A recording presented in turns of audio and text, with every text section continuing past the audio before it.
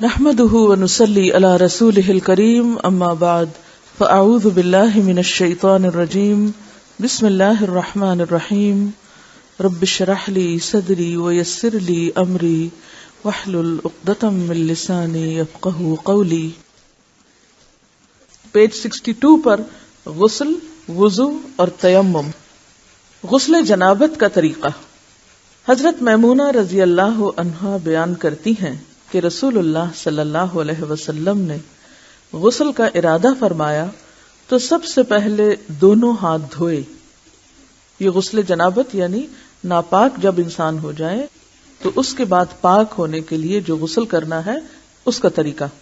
تو آپ صلی اللہ علیہ وسلم نے سب سے پہلے اپنے ہاتھ دھوئے. ہاتھ کیوں دھوئے؟ کیونکہ باقی کام سب ہاتھوں سے ہی کرتا ہے انسان، تو اگر صفائی کرنے والے ٹول صاف نہیں تو صفائی کہاں ہوگی. پھر شرمگاہ کو دھویا یعنی استنجا کیا. پھر بایاں ہاتھ جس سے شرمگاہ کو دھویا تھا یعنی استنجا کیا تھا زمین پر رگڑا، پھر اس کو دھویا. زمین پہ کیوں رگڑا؟ اس لیے کہ اس زمانے میں صابن اس طرح اویلیبل نہیں ہوتا تھا، تو مٹی پاک کرنے والی ہوتی ہے، مٹی کے اندر ایسی صلاحیت ہوتی ہے جو جرمز کو کل کر دیتی. تو اگر آج آپ کے پاس صابن ہے تو اس کے لیے ضروری نہیں کہ آپ مٹی پر ہی ہاتھ رگڑیں کہ اب آپ پریشان ہو کہ ہمارے واش روم میں تو ٹائلز لگی ہوئی ہیں اور مٹی نہیں ہے تو کیا ہمارا غسل نہیں ہوگا، تو اس کا آلٹرنیٹ آپ استعمال کر سکتے ہیں.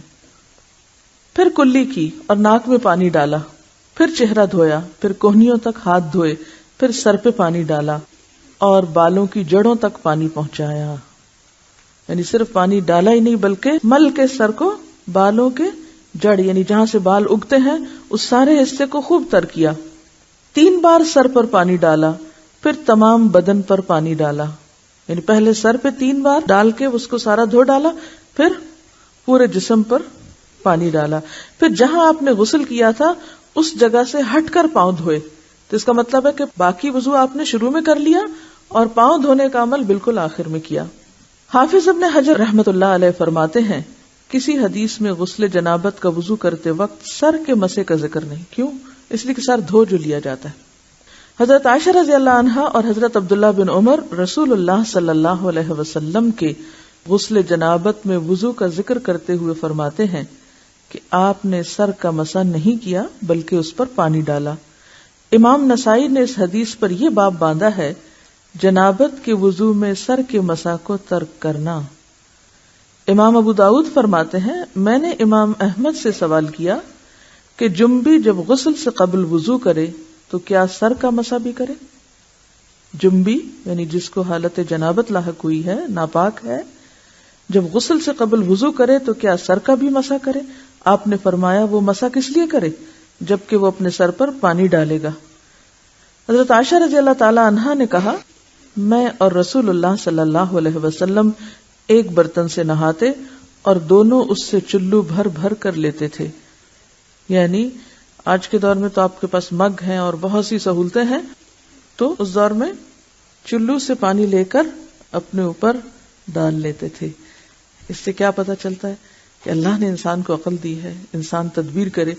اب آپ کو مثلا نہانے کی ضرورت ہے، آپ واش روم میں گئے ہیں، کہیں مسافر ہیں، وہاں صرف پانی کی بالٹی تو ہے لیکن پانی نکالنے والی کوئی چیز نہیں، تو آپ روتے ہوئے باہر آ جائیں کہ میں تو آج غسل ہی نہیں کر سکتی کیونکہ مگا ہی نہیں ہے. تو آپ صلی اللہ علیہ وسلم کا طریقہ دیکھیے کہ چلو بھر کے ایک ہاتھ سے یا لب بھر کے 2 ہاتھوں سے ڈال کے غسل کر لیتے. غسل پردے میں کرنا چاہیے. کیا وضو کے لیے مسح ضروری ہے؟ ضروری؟ کتنا ضروری ہے؟ کیا غسل میں وضو ضروری ہے؟ آپ نے فرمایا کہ وضو کے لیے مسح ضروری ہے بلکہ فرض ہے. پھر آپ سے میں نے پوچھا کہ کیا غسل کے لیے وضو ضروری ہے؟ تو جی ہاں، غسل ہوتا نہیں وضو کے بغیر. لیکن بات یہ ہے کہ پھر جب وضو نہیں ہوتا مسح کے بغیر اور غسل نہیں ہوتا وضو کے بغیر تو کیا غسل میں مسح ضروری ہے؟ تو پھر کیسے؟ آپ کا تو نتیجہ غلط نہیں نکلا. دیکھیے نا، آپ فرماتے ہیں کہ وضو کے لیے مسح فرض ہے، غسل کے لیے وضو فرض ہے، لیکن آخر میں کہتے ہیں غسل کے لیے مسح فرض نہیں. جی ہاں، کیونکہ آپ صلی اللہ علیہ وسلم نے ایسا نہیں کیا. سب سے پہلی بات تو یہ جو آپ سے طریقہ منقول ہے اس میں ایسا نہیں ہے. اور دوسری بات یہ ہے کہ انڈرسٹوڈ بات ہے کہ جب سر پہ پانی پڑ گیا تو پھر مسے کی کیا ضرورت ہے. تو اس سے پتہ چلتا ہے کہ ہمارا دین جو ہے وہ بہت لاجیکل ہے، اس میں بے وجہ تکلیف نہیں دی گئی. ایسا بھی نہیں ہے کہ آپ لوگوں کو روکنا شروع کر دے اور آپ فتویٰ دینا شروع کر دے کہ آپ غسل جنابت میں مسا نہ کرنا. اس طرح نہیں بات ہوتی، وہ تو ایک سیکوینس میں ایک چیز چلتی ہے تو وہ اٹس انڈرسٹوڈ. لیکن ایسے ایشوز کو الگ لے کے ان کو ہوا دینا اور لوگوں کے اوپر زندگی مشکل کرنا، ان کو بات سمجھ نہیں آتی، پھر وہ کہتے ہیں یہ ایک نیا دین بن گیا.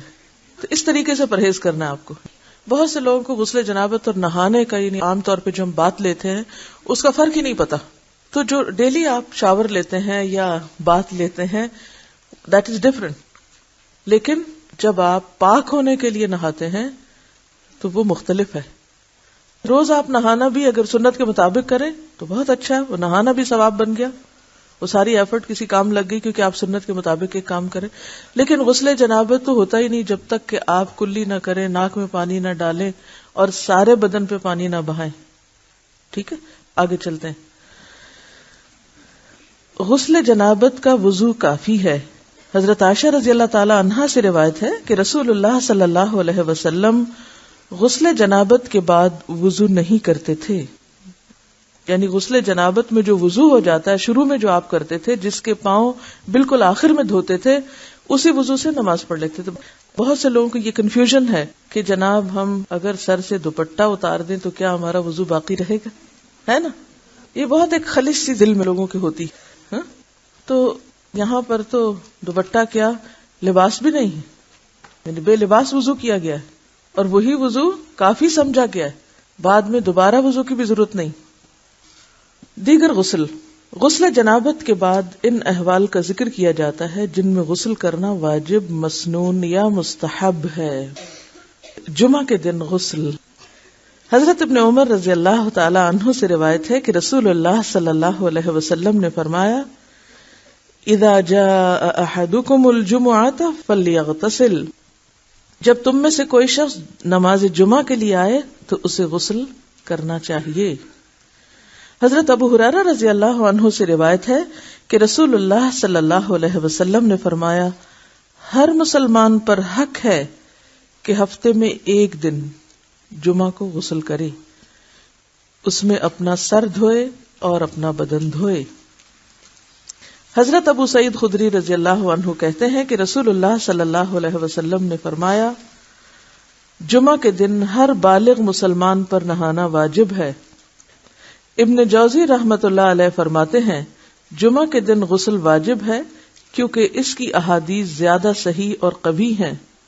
ابن حزم اور علامہ شوکانی نے بھی اسی مذہب کو اختیار کیا ہے، یعنی اسے لازم قرار دیا ہے. لیکن اگر کوئی شخص کسی وجہ سے نہیں کر سکتا تو وہ گناہگار نہیں ہوگا. میت کو غسل دینے والا غسل کرے. حضرت ابو ہریرہ رضی اللہ عنہ روایت کرتے ہیں کہ رسول اللہ صلی اللہ علیہ وسلم نے فرمایا جو شخص مردے کو غسل دے اسے چاہیے کہ وہ خود بھی نہائے. حضرت ابن عباس رضی اللہ عنہ سے روایت ہے کہ رسول اللہ صلی اللہ علیہ وسلم نے فرمایا تم پر میت کو غسل دینے سے کوئی غسل واجب نہیں کیونکہ تمہاری میت طاہر مرتی ہے، یعنی پاک ہوتی ہے، نجس نہیں، یعنی مردہ کوئی ناپاک چیز نہیں ہو جاتا، لہٰذا تمہیں ہاتھ دھو لینا ہی کافی ہے. یعنی میت کو نہلانے کے بعد غسل مستحب تو ہے، لازم نہیں، ضروری نہیں. دونوں احادیث کو ملانے سے یہ مسئلہ ثابت ہوا کہ جو شخص میت کو غسل دے اس کے لیے نہانا مستحب ہے، ضروری نہیں. چنانچہ ابن عمر فرماتے ہیں ہم میت کو غسل دیتے، پھر ہم میں سے بعض غسل کرتے اور بعض نہ کرتے. حافظ ابن حجر نے اسے صحیح کہا ہے، یعنی چوائس پر ہے. نو مسلم غسل کرے. قیس بن عاصم رضی اللہ عنہ سے روایت ہے کہ جب وہ مسلمان ہوئے تو رسول اللہ صلی اللہ علیہ وسلم نے انہیں حکم دیا کہ پانی اور بیری کے پتوں کے ساتھ غسل کریں. بیری کے پتے صابن کی جگہ ہیں. نو مسلم کو یعنی نیو مسلم کو غسل کرنا اس لیے بھی ضروری ہے کہ قبل از اسلام اگر وہ جنبی تھا کبھی یا ناپاک تھا یا ایک عورت کئی بار حائضہ ہوئی تو اس نے غسل جنابت تو نہیں کیا ہوگا نا. تو ایسی صورت میں جب ایک شخص مسلمان ہوتا ہے تو اس کے لیے غسل کرنا لازم ہوتا ہے تاکہ وہ پاک ہو جائے. عیدین کے روز غسل. نافع کہتے ہیں کہ حضرت ابن عمر رضی اللہ عنہ عید الفطر کے روز غسل کیا کرتے تھے. حافظ ابن عبد البر فرماتے ہیں کہ عیدین یعنی دونوں عیدوں چھوٹی بڑی عید کے دن غسل کے بارے میں رسول اللہ صلی اللہ علیہ وسلم سے کوئی حدیث ثابت نہیں، صحابہ رضی اللہ عنہم کا عمل ہے. یعنی صحابہ کرام نے ایسا کیا ہے، خود نبی صلی اللہ علیہ وسلم سے کوئی حدیث ثابت نہیں. اہل علم کی ایک جماعت کے نزدیک یہ غسل جمعہ پر قیاس کرتے ہوئے مستحب ہے، یعنی یہ بھی پسندیدہ ہے، کیونکہ جمعہ کا دن بھی مسلمانوں کی عید کا دن ہوتا ہے، کائنڈ آف عید ہے جمعہ. تو اسی طرح جو اصل عید کا دن ہے اس کو پھر کس پر قیاس کریں گے؟ جمعہ کے دن پر. تو وہ غسل بھی پسندیدہ ہوگا. لیکن اگر سردی کی وجہ سے کسی تکلیف سے انسان نہ کر سکے تو گناہگار نہیں ہوگا. بہقی میں ہے، بعض لوگ اس کو بہقی پڑھتے ہیں، تو یہ بہقی نہیں ہے بلکہ بہقی ہے. بہق ایک علاقے کا نام ہے جس کی طرف نسبت. بہقی میں ہے حضرت علی رضی اللہ عنہ نے فرمایا جمعہ، عرفہ، قربانی اور عید الفطر کے دن غسل کرنا چاہیے. یہ عیدین کے روز غسل پر سب سے اچھی دلیل ہے، یعنی حضرت علی کا قول. امام نووی فرماتے ہیں اس مسئلہ میں اعتماد حضرت عبداللہ بن عمر کے اثر پر ہے. اثر جو ہے وہ بھی حدیث ہی کو کہتے ہیں جو صحابی کی طرف منسوب ہوتا ہے. نیز جمعہ کے غسل پر قیاس اس کی بنیاد ہے، یعنی اس اثر کی، یعنی صحابی کے قول کی بنیاد کس پر ہے؟ جمعہ کے دن کے غسل پر. احرام کا غسل. حضرت زید بن ثابت سے روایت ہے کہ حج کا احرام باندھتے وقت رسول اللہ صلی اللہ علیہ وسلم نے غسل فرمایا. مکہ میں داخل ہونے کا غسل. اب یہ غسل دو الگ الگ ہیں. ایک تو یہ ہے کہ آپ گھر سے نکل رہے ہیں یا آپ جہاں سے احرام باندھ رہے ہیں، جیسے مدینہ سے مکہ جاتے ہوئے، مدینہ سے مکہ جاتے وقت راستے میں میقات آتی ہے ابیار علی کے مقام پر، وہاں باقاعدہ غسل خانے بنے ہوئے ہیں اور لوگ وہاں غسل کر لیتے ہیں. لیکن اگر آپ گھر سے بھی اس نیت سے کر کے نکلیں تو بھی درست ہے، کیونکہ بعض اوقات پبلک ٹوائلٹس میں موقع نہیں بھی ملتا وہاں. یا یہاں سے جب ہم جاتے ہیں پاکستان سے تو احرام کہاں باندھتے ہیں؟ جہاز میں. تو جہاز میں آپ غسل کہاں فرمائیں گے؟ تو بہتر ہے آپ گھر سے ہی غسل کر لیں اس نیت سے کہ آپ یہ احرام کا غسل کر رہے ہیں. اور پھر دوبارہ مکہ داخل ہوتے وقت، اب تو یہ چونکہ فاصلے بہت مختصر ہو گئے ہیں، لیکن اس کے باوجود جدہ ایئرپورٹ پر بھی ایسے غسل خانے موجود ہیں جہاں انسان مکہ کی طرف جانے سے پہلے شاور لے سکتا ہے. حضرت ابن عمر رضی اللہ عنہ فرماتے ہیں کہ رسول اللہ صلی اللہ علیہ وسلم مکہ میں داخل ہوتے وقت غسل کرتے تھے. اب یہ سارے غسل جو ہیں یہ مستحب ہیں، پسندیدہ عمل ہے. احرام پہنتے وقت اور مکہ میں داخل ہوتے وقت غسل ایسے ہی ہے جیسے نماز سے پہلے کوئی وضو کر کے نماز کی تیاری کر رہا ہو. وضو تو خیر فرائض میں سے ہے، لیکن یہ بھی چونکہ اللہ کے گھر جا رہا ہوتا ہے انسان، تو صاف ستھرا ہو کے جائے، تیار ہو کر جائے، باقاعدہ اس کے اندر ایک فیلنگ ہو کہ وہ اللہ کے گھر داخل ہو رہا ہے، ایک اللہ سے ملاقات کا ذریعہ ہے. تو اس میں جسمانی صحت اور صفائی اور ستھرائی جو ہے وہ روحانی صحت پر اثر انداز ہوتی ہے. تو یہ سارا جو غسل کا جتنا بھی بیان تھا، اس میں ایک بات بہت اچھی طرح واضح ہو گئی کہ فرض کے درجے کا غسل جو ہے وہ ناپاکی سے پاک ہونے کا ہی ہے، اور بس.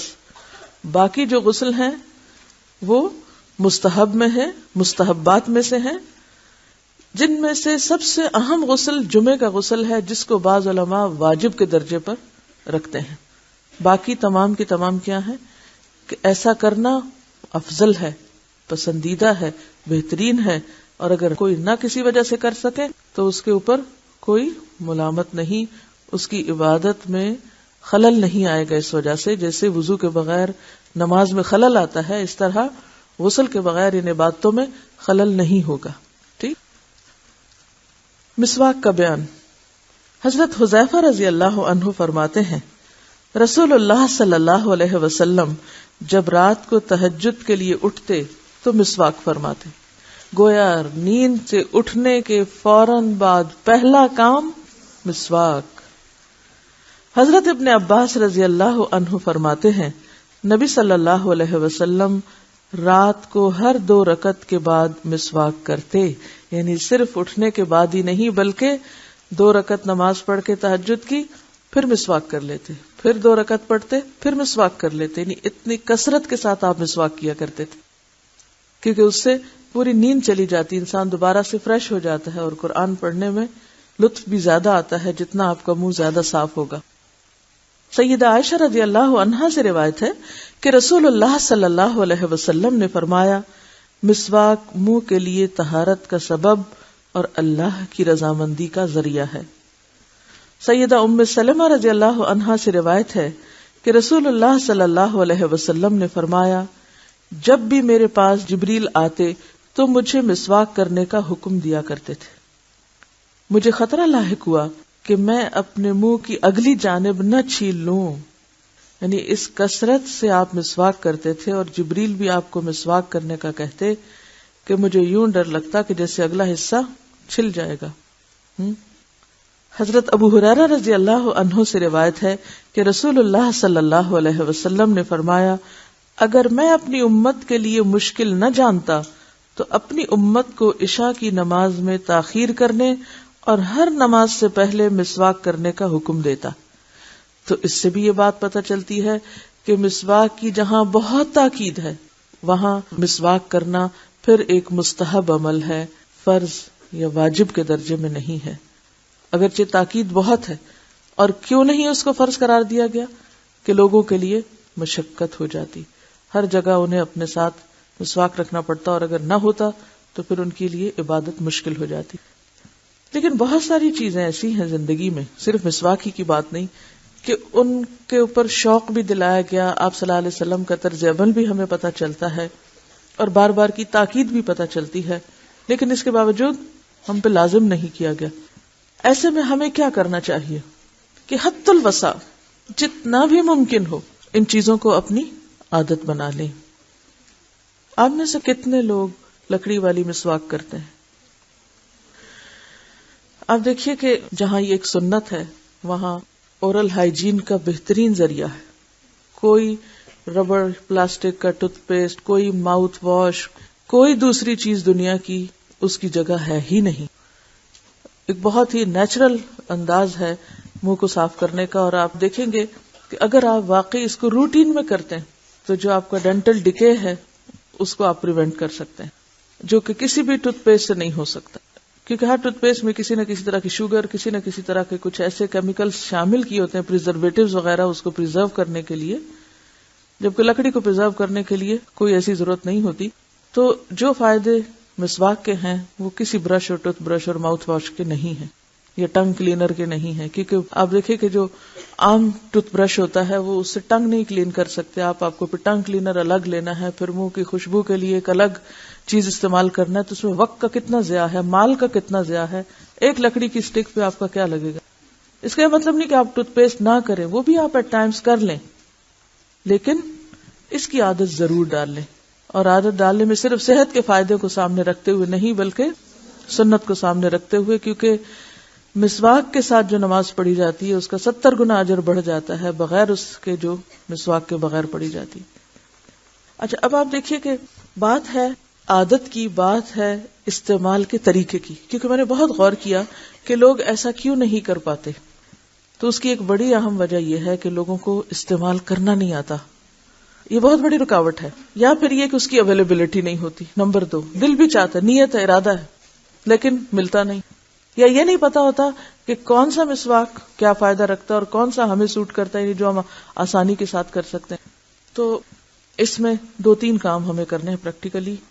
ایک تو یہ ہے کہ بالکل کوئی جھجک نہیں، کوئی شرم نہیں، کچھ نہیں، مسواک کرنے کا طریقہ سیکھنا ہے، کیونکہ بعض مسواک آسان ہوتے ہیں استعمال کرنے، جن میں زیتون کا یا نیم کا جو مسواک ہوتا ہے اٹس ویری ایزی، بہت جلدی اس کا آگے وہ برش بن جاتا ہے اور انسان بہت آسانی سے کرتا ہے۔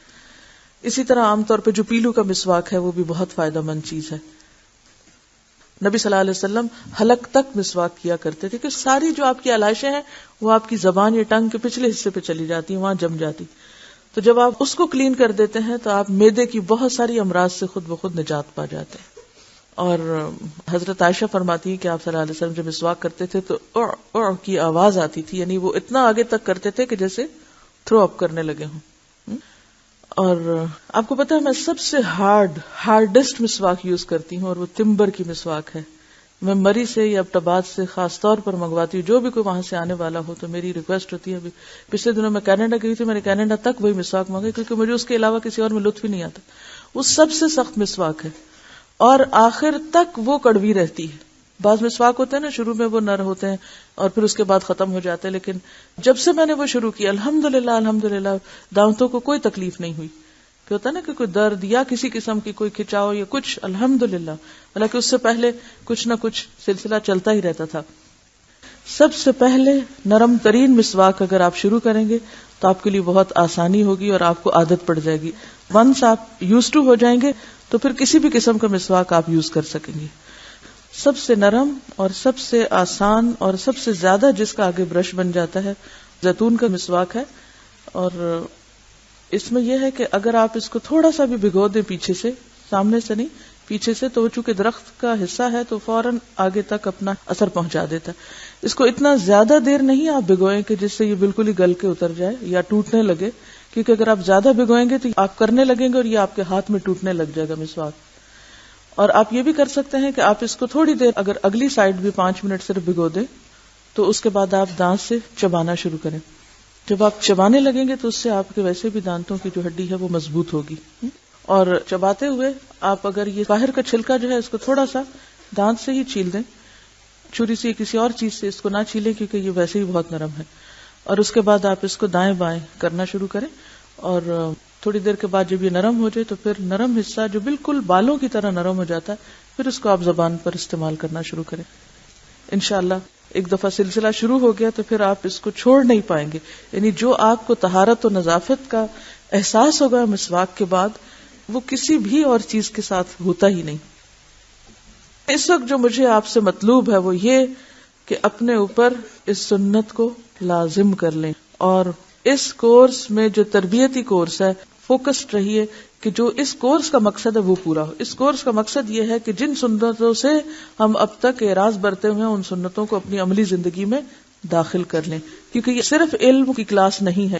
اس میں کیا ہے، جو ہم نہیں کر رہے وہ کرتے چلے جانا ہے، جو لکھا ہوا ہے سیدھا سیدھا. مسواک کی عادت ڈال لیں تو انشاءاللہ العزیز آپ واقعی دنیا کے اعتبار سے بھی فائدے دیکھیں گے. اور دوسرا یہ کہ آپ کی نماز میں خشوع اور پھر اطمینان قلب ہے وہ بھی انشاءاللہ نصیب ہوگا. اور سب سے بڑا فائدہ کہ سنت پر عمل کا اجر ملے گا. وضو کا بیان. نیند سے جاگ کر پہلے ہاتھ دھوئیں. صبح جب پہلے آپ واش روم میں پہنچے تو ہاتھ دھوئیں.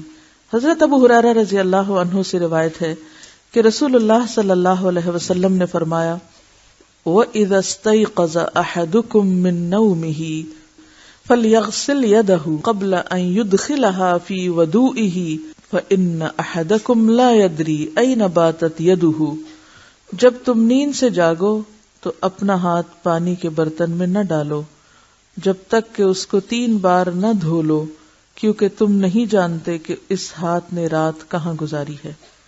مطلب یہ ہے کہ نیند سے جاگ کر ہاتھ پہنچو تک 3 بار دھو کر پھر انہیں پانی کے برتن میں ڈالنا چاہیے. ہو سکتا ہے رات کو ہاتھ بدن کے کسی حصے کو لگ کر پلید ہو گئے ہوں. اب تو خیر ٹیپ کا طریقہ ہے، لیکن اس سے پہلے لوگوں کے پاس مگ بھی نہیں ہوتے تھے اور لوٹوں کا بھی اس طرح رواج نہیں تھا. تو عموماً کیا ہوتا تھا، برتن کے اندر سے، جیسے اب بھی دیہات میں بعض اوقات برتن کے اندر سے ہاتھ ڈال کے لب سے پانی ڈال کے وضو کیا جاتا ہے. نیند سے جاگ کر 3 بار ناک جھاڑیں. اب یہ بھی سنت ہے. بعض لوگ کو دیکھا گیا وہ صرف پانی ڈال لیتے ہیں تو جھاڑتے نہیں ناک کو. سیدنا ابو ہریرہ رضی اللہ عنہ روایت کرتے ہیں کہ رسول اللہ صلی اللہ علیہ وسلم نے فرمایا جب تم نیند سے بیدار ہو پھر وضو کا ارادہ کرو تو پانی چڑھا کر 3 بار ناک جھاڑو، کیونکہ شیطان ناک کے بانسے میں رات گزارتا ہے. سونے والے کے ناک کے بانسے میں شیطان کی رات گزارنے کی اصلیت اور حقیقت اللہ ہی بہتر جانتا ہے. ہمارا فرض ایمان لانا ہے کہ واقعی شیطان رات گزارتا ہے. اور اگر دیکھا جائے تو ساری غلاظتیں جو ہیں ہوا کی یا پولوشن کی وہ سانس لیتے وقت ناک میں ہی جمع ہوتی. تو اگر آپ ناک جھاڑیں گے تو وہ سب کچھ صاف ہو جائے گا. اور اس کا بھی طریقہ کیا ہے کہ اگر آپ ایک جیسے دایاں پہلے جھاڑ رہے ہیں تو بائیں کے اوپر آپ انگوٹھا اگر رکھ لیں تو پورے کا پورا جو ہے وہ پہلے ایک طرف سے اور پھر دوسری طرف سے اور پھر دونوں طرف سے برابر. تو اس سے آپ دیکھیں گے کہ کان اور ناک اور یہ پورے سائنسز ہر چیز کھل جائے گی آپ کی, یعنی پیچھے تک آپ کا دماغ جو ہے وہ ایکٹیو ہو جائے گا. کیونکہ جب ہم دونوں طرف سے اکٹھا ہی جھاڑ لیتے ہیں نا تو اس سے کیا ہوتا ہے کہ وہ پوری شدت کے ساتھ نہیں صفائی ہوتی. مسنون وضو کی مکمل ترتیب. وضو کے شروع میں بسم اللہ ضرور پڑھنی چاہیے, کیونکہ رسول اللہ صلی اللہ علیہ وسلم نے صحابہ کرام سے فرمایا بسم اللہ کہتے ہوئے وضو کرو. واضح رہے کہ وضو کی ابتدا کے وقت صرف بسم اللہ کہنا چاہیے. الرحمن الرحیم کے الفاظ کا اضافہ سنت سے ثابت نہیں. نبی صلی اللہ علیہ وسلم نے فرمایا جو شخص وضو کے شروع میں اللہ کا نام نہیں لیتا اس کا وضو نہیں. رسول اللہ صلی اللہ علیہ وسلم جوتی پہننے, کنگھی کرنے, طہارت کرنے اور غرض تمام کاموں میں دائیں طرف سے شروع کرنا پسند فرماتے. یہ عادت بھی ہمیں ڈالنی ہے. کیا؟ ہر کام دائیں جانب سے. پھر دونوں ہاتھ پہنچوں تک 3 بار دھوئیں. ہاتھوں کو دھوتے وقت ہاتھوں کی انگلیوں کے درمیان خلال کریں, یعنی صرف اوپر سے نہیں دھوئیں بلکہ اندر کے حصوں کو بھی گیلا کریں, انگلیوں میں انگلی ڈال کے. پھر ایک چلو لے کر آدھے سے کلی کریں اور آدھا ناک میں ڈالیں اور ناک کو بائیں ہاتھ سے جھاڑیں. یہ عمل 3 دفعہ کریں. پھر 3 بار منہ دھوئیں یعنی چہرہ. پھر ایک چلو لے کر اسے ٹھوڑی کے نیچے داخل کر کے داڑھی کا خلال کریں. پھر دایاں ہاتھ کوہنی تک 3 بار دھوئیں. پھر بایاں ہاتھ کوہنی تک 3 بار دھوئیں.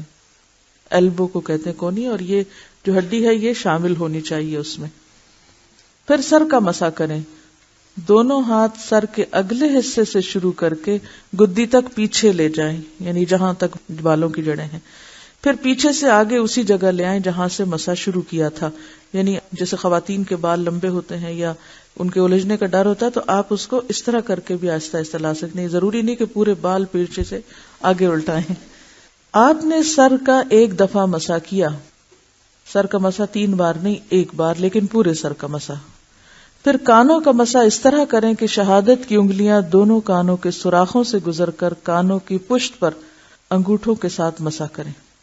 کانوں کا مسح اس طرح کریں کہ شہادت کی انگلیاں دونوں کانوں کے سوراخوں سے گزار کر کانوں کی پشت پر انگوٹھوں کے ساتھ مسح کریں. انگوٹھے پیچھے اور شہادت کی انگلی سوراخوں کے اندر. پھر دایاں پاؤں ٹخنوں تک 3 بار دھوئیں اور بایاں پاؤں بھی ٹخنوں تک 3 بار دھوئیں. یعنی اگر آپ ٹیپ کے آگے بھی دھو رہے ہیں تو اس کو 3 دفعہ پاؤں کو ہلا لیں, اور اگر آپ پانی ہاتھ سے ڈال کے کر رہے ہیں تو 3 چلو ڈال لیں. جب وضو کریں تو ہاتھ اور پاؤں کی انگلیوں کا خلال کریں, یعنی پاؤں کی انگلیوں کے اندر بھی انگلی ڈالیں, چھوٹی انگلی. مستورد بن شداد رضی اللہ عنہ روایت کرتے ہیں کہ میں نے رسول اللہ صلی اللہ علیہ وسلم کو وضو کرتے ہوئے دیکھا کہ آپ اپنے پاؤں کی انگلیوں کا خلال ہاتھ کی چھنگلی یعنی چھوٹی انگلی سے کر رہے تھے. حضرت عبداللہ بن عمر نے فرمایا کہ اگر زخم پر پٹی بندھی ہوئی ہو تو وضو کرتے وقت پٹی پر مسح کر لے اور ارد گرد کو دھو لے. یعنی مثلا بازو پر اگر پٹی بندھی ہوئی ہے تو جتنا حصہ پٹی کا ہے اس کو تو مسح کر لیں اور باقی حصے کو دھو لیں. اگر ٹیپ کے نیچے لے جانا ممکن نہ ہو تو ہاتھ سے پانی ڈال کے اس کو دھو لیا جائے.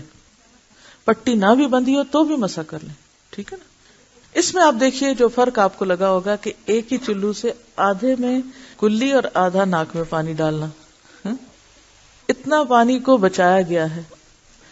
کلی اور ناک میں پانی ڈالنے کے لیے الگ الگ پانی لینے کا ذکر جس حدیث میں ہے اسے امام ابو داؤد, امام نووی اور حافظ ابن حجر نے ضعیف کہا ہے.